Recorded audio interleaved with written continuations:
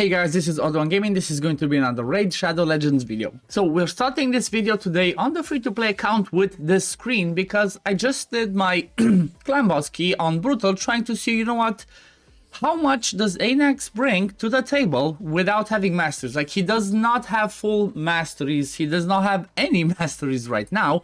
He just is 6-star ascended with some gear on hit. On him, nothing max, nothing too crazy, still level 43, like I said, still need to get masteries, and I just wanted to show the beauty of this. So this spot over here was normally shield guard. Shield guard would be the one taking the stun always, because, you know, affinity, it was on void, but he would do something around maximum of 2 million damage. So I'm getting closer to the point, as I mentioned in previous videos, where I need to start specializing champions for the sake of clan boss. And Anax was one of those ones that I decided to go and, you know, work on. And I'm not regretting it, because 2.3 million damage from somebody that does not have War Master yet, plus he boosts everybody else's damage a little bit because of his overall kit.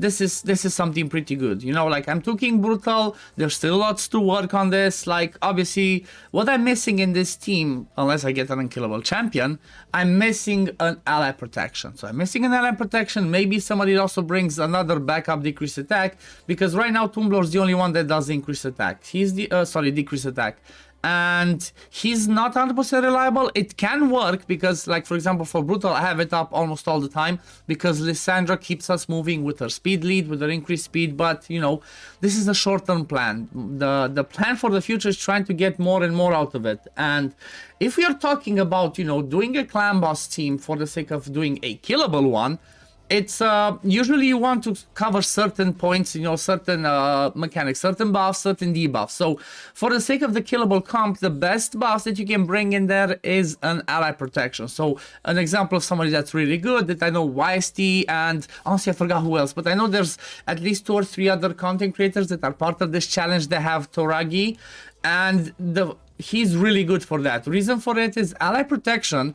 The way it works, it basically mitigates like half of the damage that your champions protected by the ally protection buff take. And the way this one works in clan boss, it's a little bit broken, to say so. What I mean by that is the fact that the ally protector, which is Toragi in this case, the one that puts the ally protection, does not take the other half of the damage per se. At least in clan boss, it takes, like, he will take a set number. Doesn't matter if you're turn 1 or turn 100, he will always take extra damage as a set number. So I think it's something like 800 for every single one protected. Whereas, you know, taking the whole damage would mean he would get killed. That's why this is one of the strongest, if not the strongest buff you can bring for the sake of clan boss. And then the next thing that's really important for the sake of a killable comp, it's something that, again, Toragi has on his A1. That's a decrease attack. Decrease attack means you will take less damage, but this one only works for the, you know, for the AoEs, for AoE1, AoE2, because the stun target of the clan boss, that one scales off of your max HP. Like, the person that he hits, it scales off of that max HP. The only way you can mitigate that damage is through ally protection and through increased defense. Decrease attack does not influence it. So that's why somebody like a Toragi would be really amazing. I would really love to get him, and at the same time he does bring poisons on the passive. So right now, I was farming a little bit, you know, the potion keeps. I was farming a little bit of the fodder. I did use the 5-star food that I had to 6-star my Anax because I wanted to give him some gear. And like I said, it's not done. Still have level 8, you know, there's still lots of gear that I need to throw on him. But basically what I try to get is, because he's a damage dealer, even though I might not build him with the craziest damage, because in ally protection teams, you'd rather be tankier and survive more to do your damage from your War Masters and what's it called, the poisons and all the other debuffs, then hit, like, you know, then raw damage. When you go for full raw damage, when you go for an unkillable team. So what I have him build in is a lifesteal. Lifesteal is one of the best ones for the sake of killable clan boss if you don't have enough heals in your team. Like, if you don't have big shields, if you don't have heals, continuous heals, you know, a leech in there, that's what you gotta do. You gotta try and get your whole team in lifesteal. So right now I have Anax, I have Ronda, and I have Shield Guard in lifesteal. The problem with this set is it slowly gets, you know, it gets a little bit outscaled. I mean, yeah, it's still gonna be good. You're not gonna delete, you know, destroy all of your gear that's lifesteal. You're gonna use that gear after you're gonna rebuild your champions on maybe faction war champions. So any DPS you're gonna have, you're gonna use them in you know, you're gonna use that gear on them and continue to use it, not throw it away. But it's still, there's other sets that are going to be better later on, but I guess we're going to talk about those once we get to that point. So right now I'm using this, you know, it's bad. Like the rolls I got on it, it's bad, but having a counterattack accessory, revenge rank, this is really good. It's a 6-star, you know, it has some good defensive substats as well, and basically what this means, every time he gets hit, he has a 5% chance to counterattack. And in combination with the lifesteal, he's gonna always heal himself up, but I still need to get a War Master. So that's gonna be one of my next goals to work on, is gonna be getting him with full masteries. And then after that, what I will be doing is, I think I'm gonna continue working on the food, even though I said, you know what, I said I'm gonna skip the champion training event. I'm actually skipping it, but I might actually do it, you know, without trying to finish the whole of it. I might actually do it because there's nothing else that I want to farm for the sake of Eiffel Pass. So I still need to get another, oh, by the way, let me get this. I still need to get another 3,000 points in here. So in order to do that, I still need to either farm specifically for gear, either level up gear, or, you know, I only have these two options, get gear or upgrade the gear. So by farming campaign, as I mentioned in the previous videos, you actually get points for that as well. So I think that's what I will be doing, because if you look at the tournaments, there's a classic arena one, there's a spider one, which I already finished. I'm not going to continue farming spider for now, even though that, you know, that might be a good idea, because getting accessories is good for the sake of silver, but I'm not sure. I feel like farming for food is going to be better, because next weekend, we're going to have 2 times ancients. I currently have 13 ancients. It's nothing too crazy, but I feel like I'm 100% gonna pull my ancients then. You know, there's this event going on right now that I don't really care. You know, I've had enough luck. This 10x is nothing. Like for me, it's nothing. It doesn't help me. Even if I got them, yeah, they would be good nukers, but I need clan boss champions. So what I will be doing is I'm gonna continue doing my grind. I'm gonna continue gathering ancient shards, and I will be preparing food for a champion that hopefully I'm gonna get next Friday, when there's gonna be 2-time ancients. But because right now, you know what, I might have some options of other people to work on for the sake of clan boss, but they're not perfect. You know, they're not the perfect candidates for the sake of clan boss. So I don't want to invest in something like, you know, oh, let me just 6-star this one right now, and then maybe next week I pull somebody better and then just vault that champion. I'm trying to be as efficient as I can with my resources. As you see, I have a ton of champions in here. Like, I keep saving people for res infusions. I keep saving people for the sake of clan boss. You know, I keep saving people for a ton of things. If I don't get anything too good next week on 2 times ancients, I might actually decide to 6-star either Coffin Smasher, or let me see what's the other one, or Myrmidon, because like I said, my main priority right now is to keep pushing the clan boss, because everything else is just time. You know, like the Great Hall bonus is gonna be time. How much can I farm and how lucky can I get? Everything else is just gonna be like farming. The only things that might stop me from doing that is Spider 20, which hopefully by the time I get to it, I'm gonna improve it, and then it's gonna be again time for the sake of the Great Hall. But then the last one that's gonna be a little bit difficult for me is deal 100 million damage to the Demon Lord on minimum difficulty Nightmare. You know what? I do not want to use 100 keys. I do not want to use 1,000 gems to keep buying keys just so I can get Arbiter. I'd rather push that one because it's gonna be good. You know, it's gonna be really productive, because I always say to people when they ask me, okay, what's the best thing to focus on an account? It's always clan boss. But I do believe that it's better to try and get exactly like the progress missions show you. That, you know, they're really good. After you get all the dungeons on 20 on farm, maybe Spider, maybe Spider and Fire Knight on 16 should be fine, but after you get Dragon at least on 20 farm 100% consistent, I feel like you should slowly start focusing on clan boss, because the rewards you get from there are insane. Like, if we have a quick look at what you can get from clan boss, it's like, you know, there's no other area in the game that gives you this. You have a chance of legendary tome, sacred shard, void shard, lots of ascension potions. Like, imagine you get one of these every day at least. That's insane. This one normally costs you like 12 to 18 or 16 energy for a chance to get. So if you can get this daily, that's huge. That's definitely gonna be huge. And it's kind of the same thing with Nightmare. It's just, you know, not the same rarity, but still, you can get even 8 of these ones are gonna be huge. Again, chance for Sacred, chance for Legendary Book, Epic Tomes as well. So the best rewards in the game are always in the Clan Boss, specifically Nightmare and Ultra Nightmare. So that's why that should always be the goal for people to push.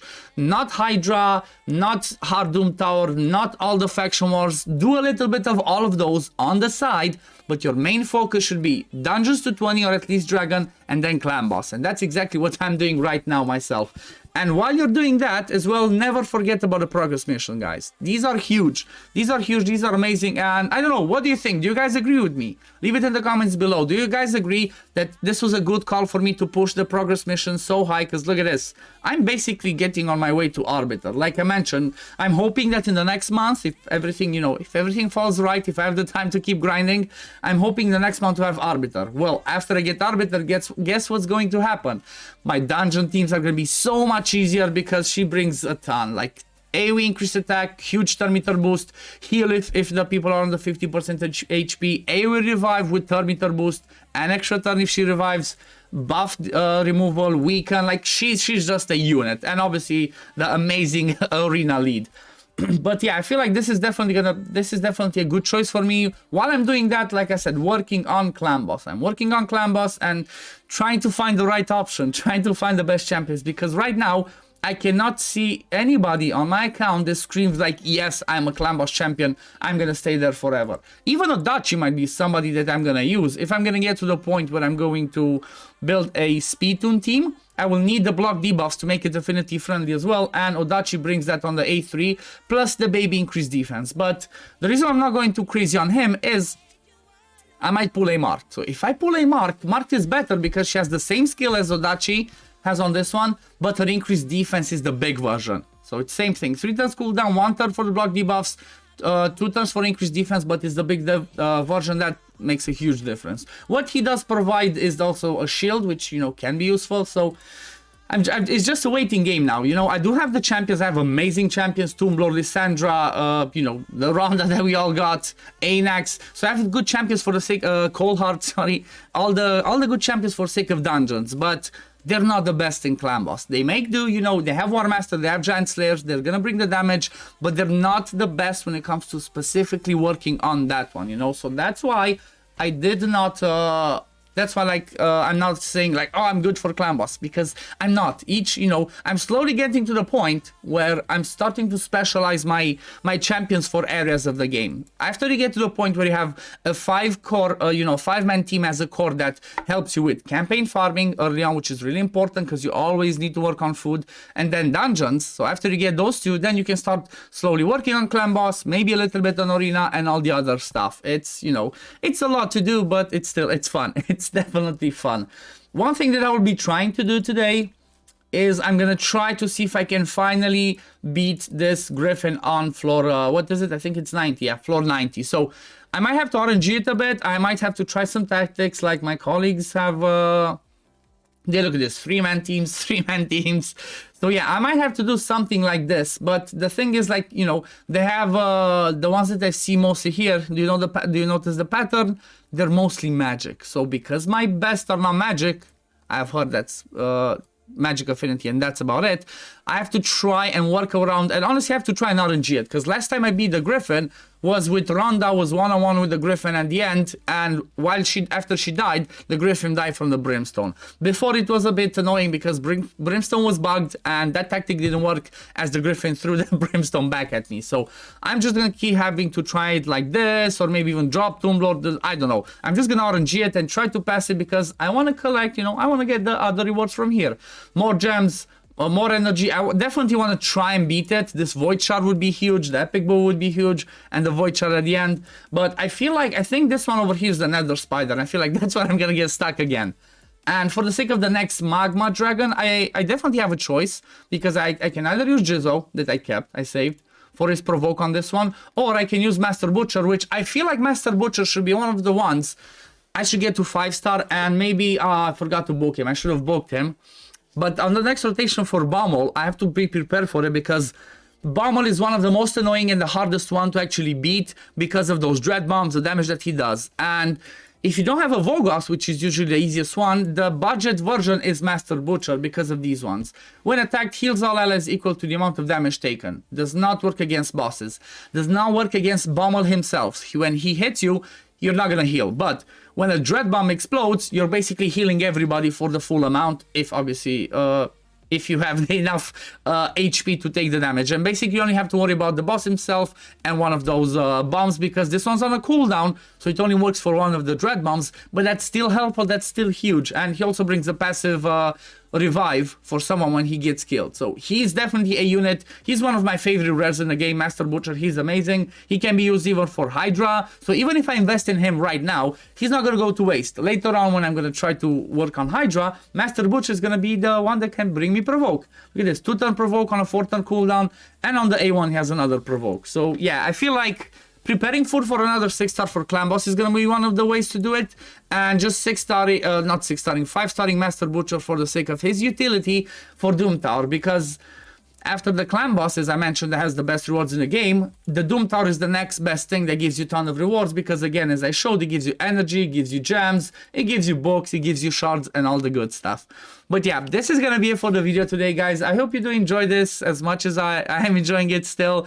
And yeah. If you do enjoy, don't forget to like and subscribe to my channel. You know, slowly creeping myself and trying to get myself to those 8,000 subs. Hopefully by 16th of May to, you know, give myself a nice birthday present to get to the tier 3 content creator. But up until then, I'm gonna keep grinding. I'm gonna keep doing content. I'm gonna keep having fun, and I hope you guys are gonna enjoy this journey with me. So yeah, thank you all for watching, and I'm gonna see you in the next one. Peace, love, take care, everyone. Bye, guys.